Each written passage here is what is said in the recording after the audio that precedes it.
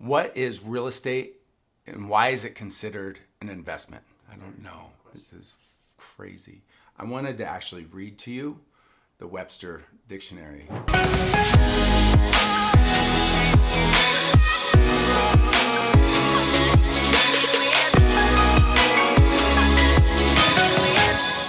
It's basically land with either a structure built on it or just raw land.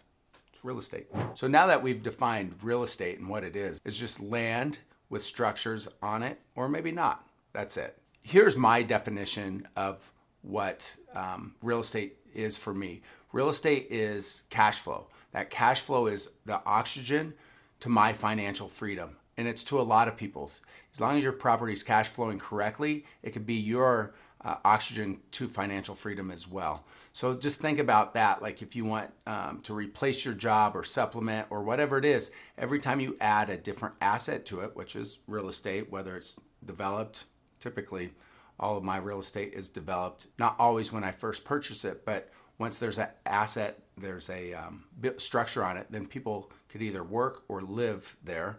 And that's when it becomes a producing asset. That producing asset then produces a cash flow. That cash flow then provides me a certain lifestyle to where maybe I don't have to work as hard doing something else to generate additional money because now it's spitting off monthly income. Does that make sense? I'm going to go through 8 different reasons I think you should consider investing in real estate. And at the end, I'm going to offer you a free gift for watching this and learning these things, but I think it's also going to get you to look at it slightly different than maybe you have. So let's go ahead and get started. So the first is cash flow. Obviously, cash flow, this is important in any type of business. Real estate is a business as well. You want to make sure that you have positive cash flow. For example, let's say you have a house that you're renting out for $1,500, your mortgage is $1,000. That cash flow, that positive cash flow after taxes and insurance and everything is around that $500 a month. You may have expenses here and there, but let's just call it $500. That's a nice amount of money every month as a residual and cash flowing, right? Your property isn't cash flowing the $1,500. It's cash flowing your the positive or surplus, if you will. The other reason is a lot of people say, I want to build long-term wealth, generational wealth. Well, there's no better vehicle that I know of than real estate to do it. If you think about it, there's another one. You get to use other people's money, could be private money, could be a bank, whatever it is, to leverage an asset that you may not have all the money for. If you got a $400,000 property, you don't necessarily have to shovel out $400,000. Quite honestly, I don't know why you would want to anyways, because interest rates as low as they are, say you're 3-4%, you could leverage that. Your money is working for you so much better going to work and using a down payment on a cash flowing property. So being able to leverage other people's money and effort. And what I mean by effort there is if you have a tenant in the building or house, they're now going to work every day to do what? Well, to live, but also to pay for your house, or if it's a business, they're paying for that asset as well. So they go in there to work basically to pay you. So the way I look at it is that's other people's efforts. Think of them almost like employees, but you don't have to manage them every single day. They just show up once a month, or a check shows up, or direct deposit, Zelle, whatever it is, shows up once a month in your account for the work that they do daily.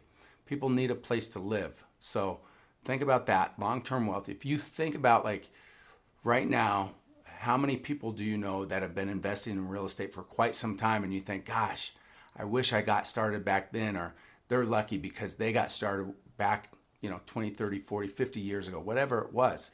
So you are literally able to build long-term wealth, and you could create a structure where you could hand that down to family members. The nice thing about real estate also is you get a hedge against inflation. A lot of people say buy gold, silver, special metals. You've heard me talk about it before.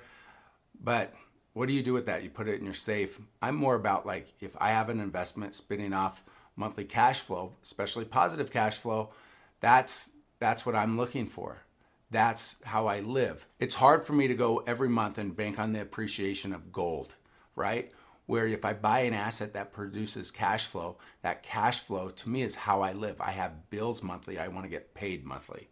So that's the other reason I like real estate versus precious metals. So do me a favor, if you're watching this and some of these are resonating with you, and maybe I haven't mentioned one of them that you're thinking of why you're looking at real estate as an investment vehicle, do me a favor, comment below on what is the number one thing that you're looking for in a real estate investment. All right, let's keep going.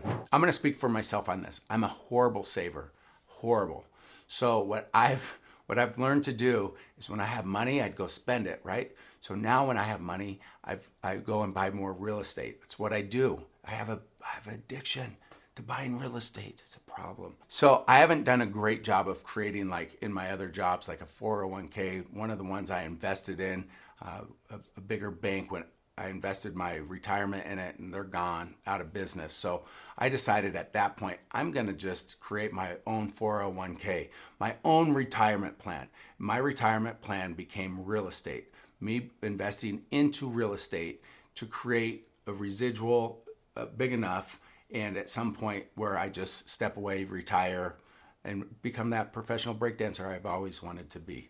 So you could follow your dreams and do the same thing. Real estate has been a phenomenal vehicle for me. I think it can for you too. If you need additional help, do me a favor, click on the link below, schedule a call with myself or one of my team members. We'd love to help you get going. This is complimentary. It's what we do. We love to help other people find their dreams, no matter if you have no clue where to get started or if you're a savvy investor, you're just trying to take it to the next level. I think we could help you.